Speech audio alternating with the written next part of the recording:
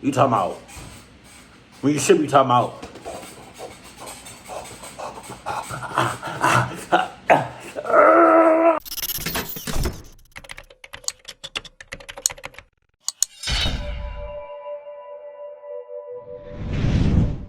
Stop! Down!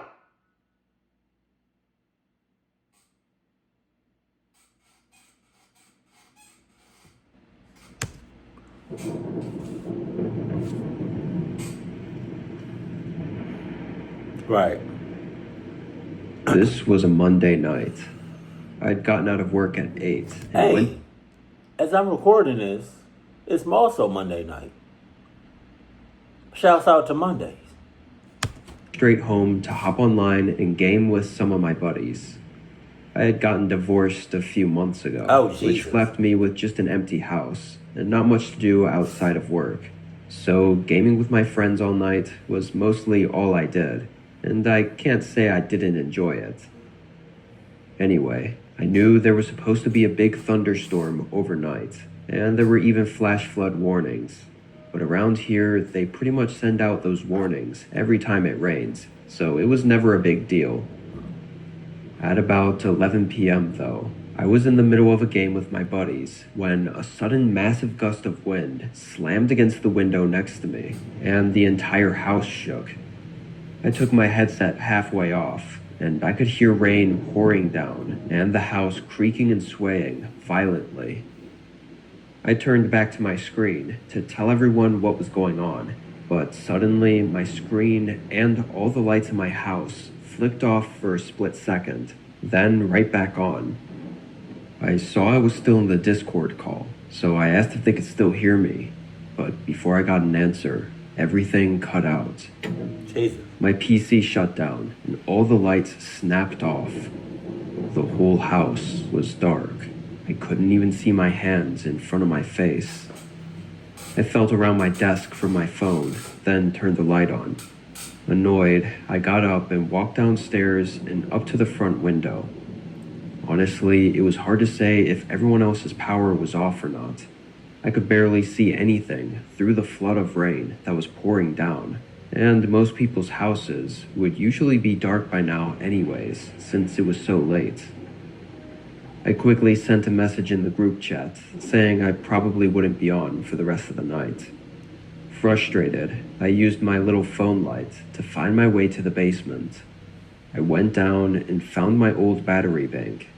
It wasn't much, but it was enough to plug a few lamps into so I could at least have some light. I grabbed it and started walking back up to the stairs when I thought I heard something behind me. It was just a bunch of boxes back there, but the wind seemed to pick up as soon as I turned around, so I assumed it was just the storm making the house make noises. I hauled the battery bank up to the first floor and plugged in one of the lamps in the living room.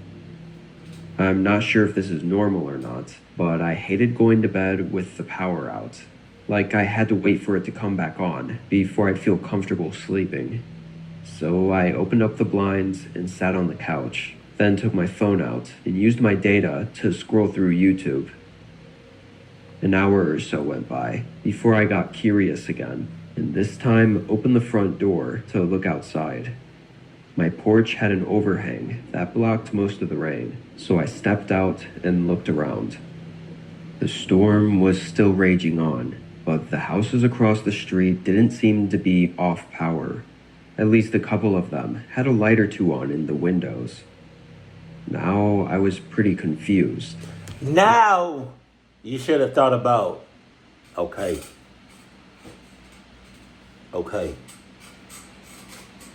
I am 100% in a cluck-ass situation. Bring it on.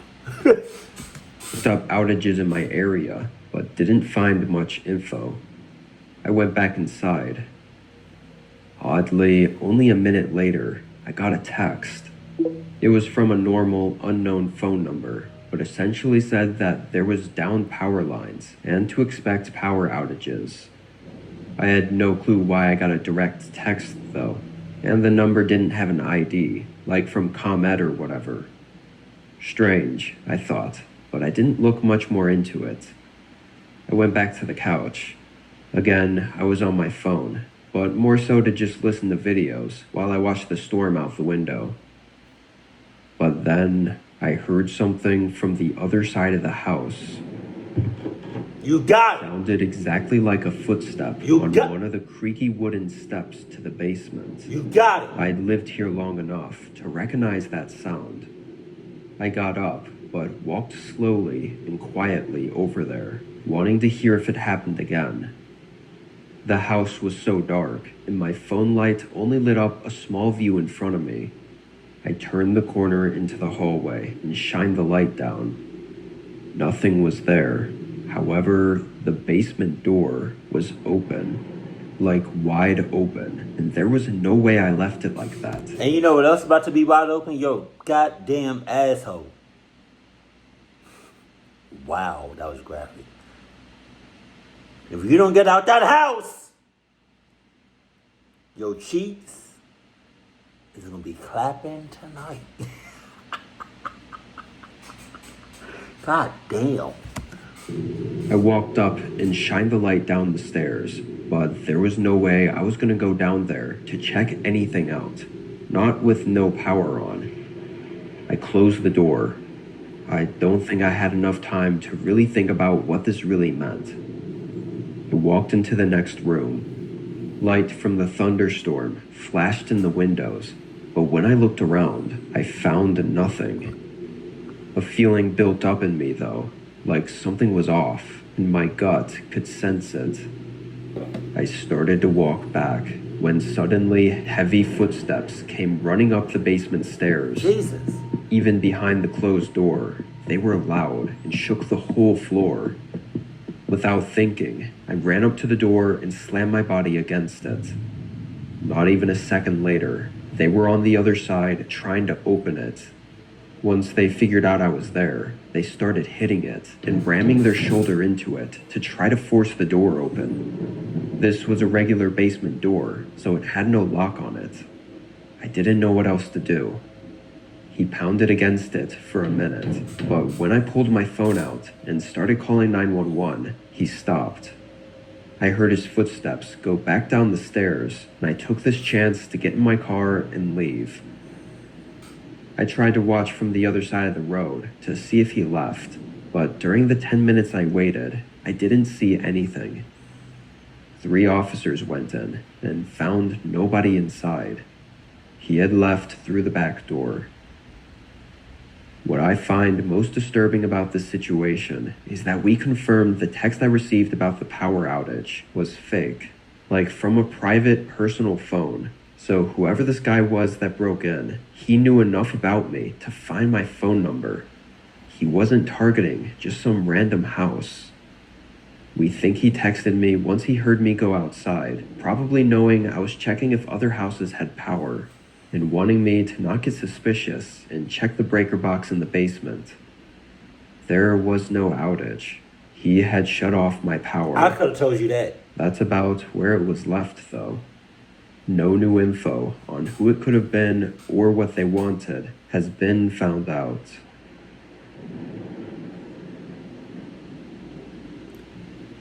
You was a whole dumbass in this whole story. I just want to let you know that.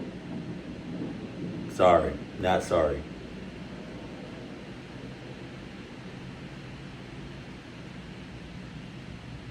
Jesus.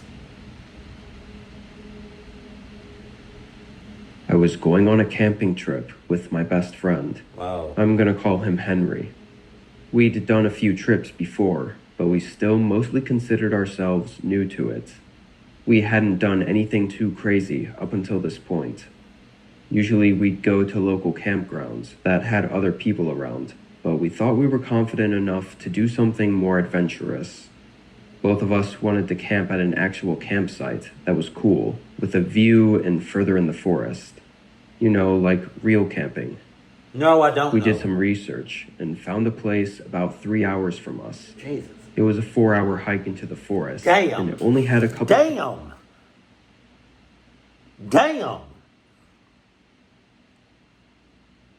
3 hours. Y'all drove 3 hours, and then when you got to the destination, or when you got to the you had to hike for 4. Okay. Pictures from previous campers, so it didn't seem like it'd be busy. We drove down there, prepared for 3 days. There was a very small dirt area on the end of an otherwise unused road in the middle of the forest. Nobody else was parked there. The trail looked like an actual trail, or at least it looked like it was one at some point. It hadn't been kept up with, so some parts were overgrown and weathered. I mean, it was in the middle of nowhere, it seemed, so I wasn't expecting the most taken care of trail, but this looked like it was abandoned for years. Still, we kept walking. It thinned out as we got further into the forest, but around mid-afternoon, we got to the campsite. It was no more than a grassy area on top of a small hill, but it had a decent overlook of the forest and was very secluded. Nobody else was there, and from the looks of it, nobody had been there in a long time. We set up our tents and got everything unpacked. Henry was taking a bit longer than me, so while I waited, I walked up to the overlook and just enjoyed the view. While I was there, I noticed something move in the trees below us. It was really hard to see through the dense branches and leaves, but I barely caught a glimpse of a group of people walking, maybe 4 or 5 of them. I was so surprised to see other people out here, especially not on the campsite. From where I was, though, I couldn't see anything aside from their basic figures moving through the forest, so I couldn't tell if they were campers or hikers or what. I tried to point them out to Henry, but by the time he came over, they were already gone, disappeared in the forest. After a few minutes, we were back to going about our day.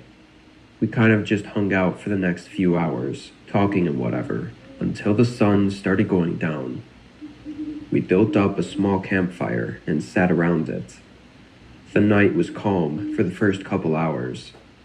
It was quiet, only the sound of us talking and the crackling campfire between us. But then we heard something else. It was faint, but we both heard it.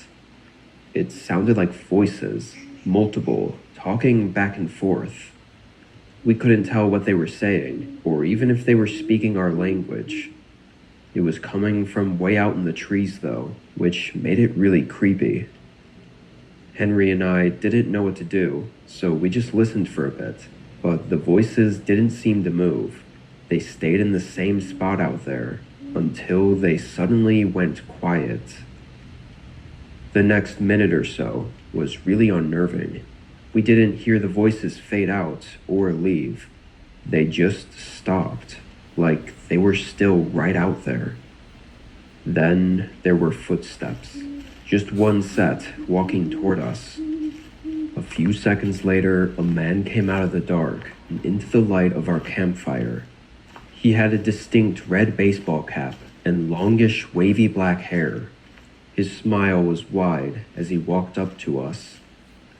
"Either of you know where the trail is around here?" No! "I've been looking for a while." No! I said yeah, and pointed ahead at the trail. But when he didn't immediately say anything or leave, I then asked if the others out there were with him. His face fell flat for a moment. Then he smiled again and looked back at where I was looking. "I didn't know there were others out here. I've just been hiking alone. I would have asked them for directions if I saw them," the man said. It was really strange, though. I was almost sure he was lying. He came from the same direction we just heard the voices in. I just said okay, and he smiled, then left and went down the trail. Henry was thinking the exact same thing as I was, that the guy was lying for some reason. There was no way he just came out from the same area as the group of voices and wasn't with them, or at least didn't even notice them. But the more unsettling question is, why was he lying? Why didn't he want to tell us about the others in the forest? We discussed this around the campfire for a while, maybe 30 minutes, trying to figure out what the hell was going on. Y'all need to start trying to figure out how to get the hell out of there instead of trying to talk about what is going on. Y'all starting to piss me off. There even was something going on. The whole time, it felt like we were being watched. No shit! I kept turning around and looking at the forest and at the trail. Something felt wrong. It definitely didn't help that this was our first time being so far out like this, so nerves were already high. Should we just leave? Henry finally said in a shaken voice. After some thought, I said yes. We started packing, but that eerie feeling only felt like it was getting stronger. Just as we tossed our bags on our shoulders and stomped out the campfire, a single footstep crunched in the leaves behind me. We both swung our heads around. Without the fire, it was pitch. What are you swinging? The only thing you should be swinging is them legs of yours. You talking about? When you should be talking about.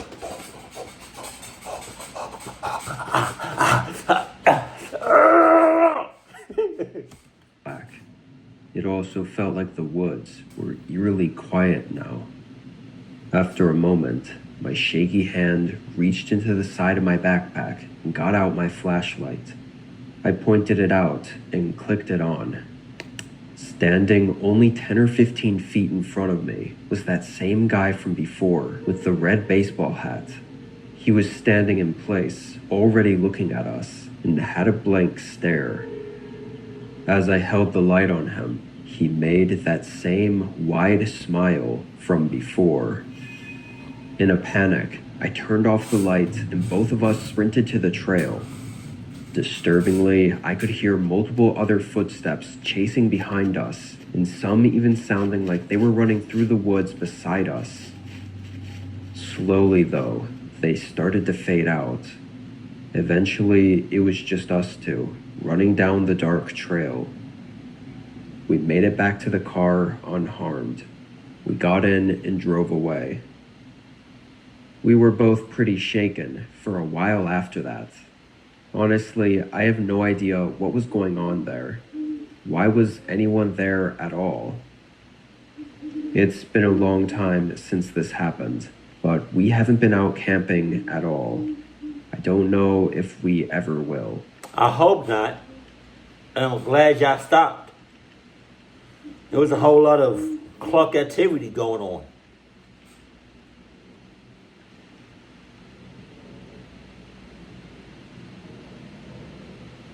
Oh, Jesus. At a school? This was in spring of 2021. I'm a 24-year-old male, and at the time, I'd been living away from my family while I was studying at an out-of-state college. Our school had a fairly early spring break, which meant I'd get to go home and visit my family.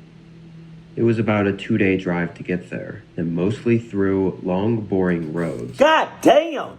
Oh, God. Go back. Go back.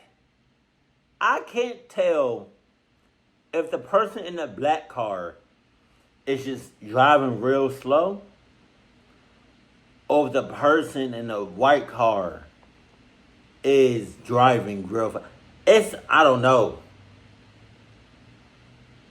Jesus. Through long, boring roads.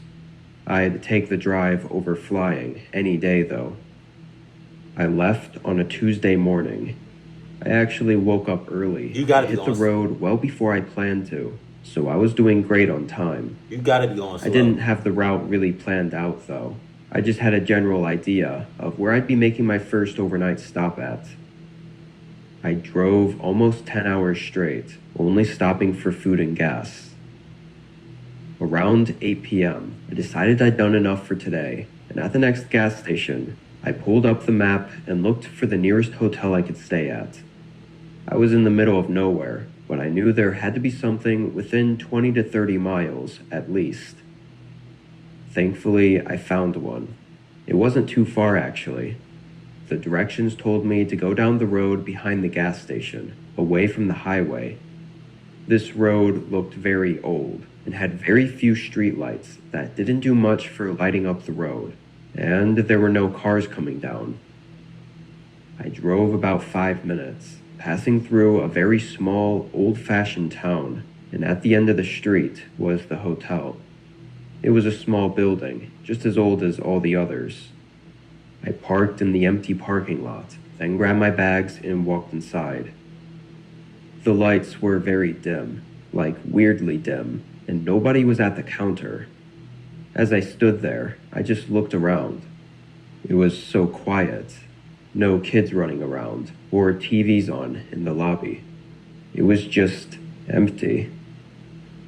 After a minute, someone finally came walking down the back hallway, and she looked startled when she saw me.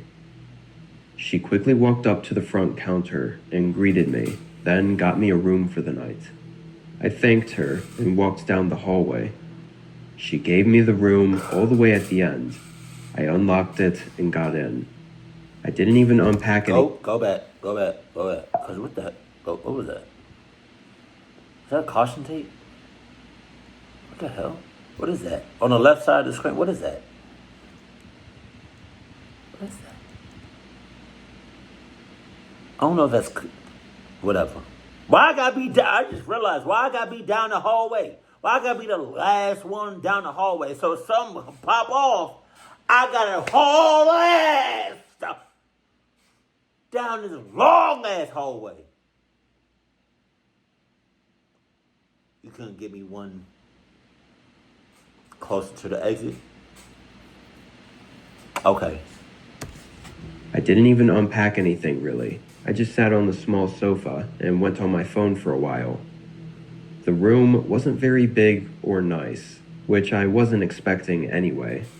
This was clearly just an older and smaller, probably family-run hotel. I remember just laying on my back on the sofa, scrolling through videos on my phone, and I guess falling asleep. I woke up abruptly to someone banging on the room door. You got it. I quickly sat up, shaken by how sudden and loud it was. My eyes looked over at the clock on the wall. It was 11 p.m. Concerned, I got up and walked over to the door, opening it. Whoa! Okay. Let's mother clock and go! We clucking up tonight.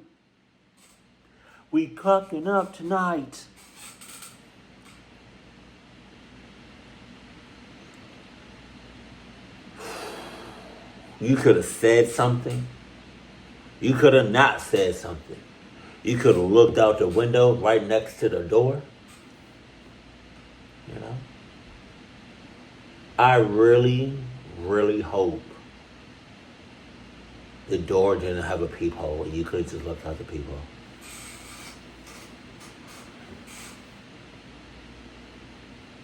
Okay.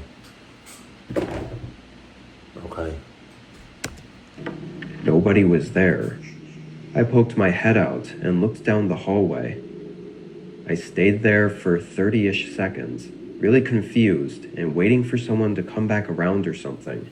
But the hotel was really quiet still. Everything was so off, I started second-guessing myself. Like, was the knock even at my door? It sounded like it was, and I didn't hear anyone else in any of the rooms near me. But maybe somehow it was for one of the other rooms. I went back to the couch for a little bit, then took a shower and got ready for bed. I set an alarm for 8 a.m. and fell asleep. I really wanted to sleep good tonight because, for one, I was really tired, and two, I had another long drive ahead of me. I promise you I'm not sleeping good tonight. If I hear... I don't want to knock these pictures down, but if I hear... And I'm not expecting nobody... Yeah, I'm not sleeping good tonight. I promise you that. However, I woke up again in the middle of the night to someone banging on the door. I jumped up again, and this time I hurried up to the door. The whole room was dark, and I could only see the sliver of light coming out from under the door. I swung it open. Stop doing that. Stop opening up the clucking door. Or keep doing it. I don't give a damn no more. Nobody was there again. I did the same thing, looking down the hall and listening. After a minute, I decided that this was too strange to not investigate a little further. What? Tiredly, I walked down the hallway and to the front desk. It was just as dark and quiet as it was when I first arrived here. The woman was still at the desk, though. I told her someone had been banging on my door and asked if she saw anyone. The woman looked really confused, and almost as if I was joking. When she realized I wasn't, she then said that I was the only guest staying here tonight. I just smiled and said okay, then started walking. So you clucking with me right now. If I found out it's you, that's your ass. Back to my room. I don't think it had really set in yet. Like, was I just going crazy? I got back to my room and went in. I made sure that all the locks were in place, then got in bed. I just laid there for a minute, staring at the pitch black ceiling and trying to think about what was going on before I decided to grab my phone from the nightstand and maybe watch a video or two to get me to relax. However, right when my screen turned on, it lit up the room just enough for me to see something in the corner by the bed. Jesus. I jumped up and backed away from the bed. There was someone there, standing in the dark, in the back corner of the room. They were still, motionless, just watching me. My heart was burning from how hard it was pounding in my chest. I hurried over to the door. As soon as I began removing all the locks, I heard them start rushing up behind me. Their loud footsteps against the floor got closer and closer as I finally swung open the door and sprinted down the hallway. The front desk woman jumped when she saw me, but her eyes quickly darted past me. The man was running up behind me. She started calling 911, but just when the guy got into the lobby, he sprinted out the door. He didn't get into a car or anything. He just ran off. The woman explained that she had no idea who that was, and that he should not have been inside the hotel, again saying that I was the only guest checked in for the night. Police came and did a rather quick investigation. The hotel only had 2 working cameras, one in the lobby and one outside, so it wasn't all that useful. The only thing we know is that the man definitely slipped into my room while I was asking the woman about the knocking. We don't know what he wanted from me, or why he was even there at all. I got my things and left that night, obviously not wanting to stay any longer. I still have no idea what that was about, but it was definitely the most terrifying experience of my life. I feel like that lady at the front desk was in cahoots. You know, or it could have been like her crazy ex or something. Or I just feel like she was a part of the shit the whole time.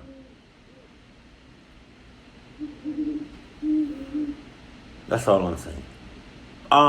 If there's any whispered diaries you want me to react, I just heard something outside. You want me to react to, let me know that in the comment section below. But I'ma always keep these reactions coming.